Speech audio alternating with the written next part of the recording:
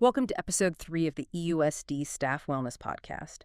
Today, we're doing a deep dive into kickstarting your fitness journey. Especially if, it feels like your sneakers have been gathering a bit of dust. Our mission, to cut through all the noise and give you clear, actionable steps. We've looked at some great sources like Fitness for Beginners from Oak Bend Medical Center and Simple Steps to Fitness, really trying to pull out those nuggets of wisdom for you. Because let's be honest, sometimes just thinking about getting started feels harder than the actual workout. Right. So, okay, if the idea of exercising feels a bit like, I don't know, staring up at Mount Everest, how do we even begin without feeling totally overwhelmed? Yeah, that's a great question. And what really jumps out from both sources is this emphasis on a thoughtful and gradual approach. They explain it's not just about avoiding getting hurt right away, Right. but also preventing that sort of negative mental link with exercise. If you go too hard too fast, your body kind of reacts negatively. It feels like a chore. And then you just stop. Burnout. Yeah. Exactly. Burnout. Which that leads to a really important point. What is the very first step, especially for someone who maybe hasn't been very active for years? Okay, and that seems to be where setting realistic goals comes right in. Our sources really push the power of achievable short-term wins. We're talking maybe walking for 10 minutes a day, definitely not running a marathon next week. We've all done those huge New Year's resolutions that kind of fizzle out by February, haven't we? Oh, absolutely. Yeah. Small victories are key. They build momentum. They do. And tied right into that is choosing activities you genuinely enjoy. This is huge. If it feels like a total chore, your brain's just going to fight it. Both sources really stress finding something you actually look forward to. Could be walking, cycling, swimming, dancing, yoga, tai chi, even water aerobics. If it's fun, it sticks. Right. It changes it from a task into, something maybe even pleasurable. Okay, so let's say we've picked something potentially fun. We've set a tiny, delightful goal. Now what? How do we actually start without, immediately overdoing it? Right. And this is crucial. Start slowly and really listen to your body. That's the mantra. If something feels painful, like real pain, not just effort, stop. Seriously.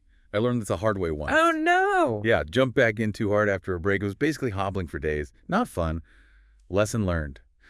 So, the sources strongly recommend adequate rest.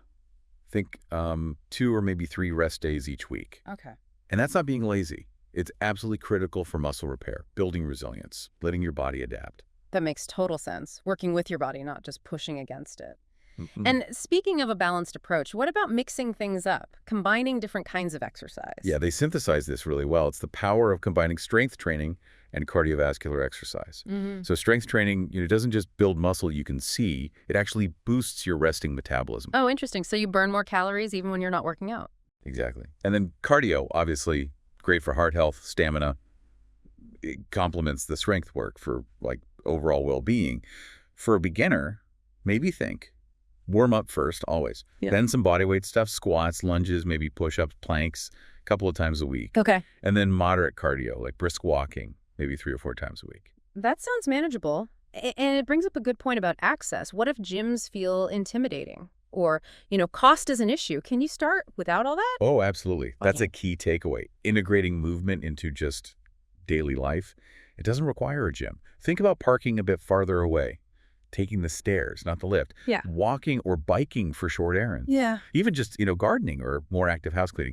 These little things done consistently, they really add up. The sources show they build significant health benefits over time.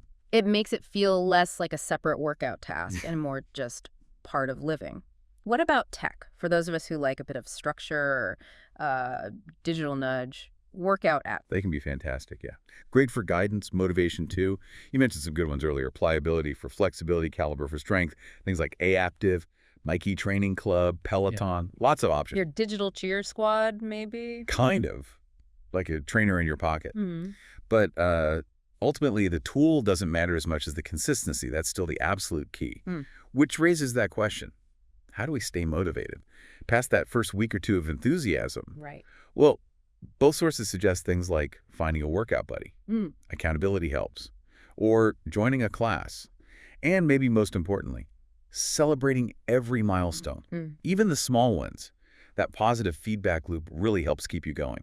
So wrapping this up, Mhm. What does this all mean for you listening? Basically, starting a fitness journey. It doesn't have to be this huge, scary thing. It's really about taking small, enjoyable steps and actually acknowledging them, celebrating them. Exactly. Fitness is definitely a journey, not some final destination you reach. Your body really will thank you for listening to it and just moving it, even if it's just a little bit each day. So maybe a final thought to leave you with. What is one small, enjoyable physical activity you can start today? Maybe even just for 10 minutes.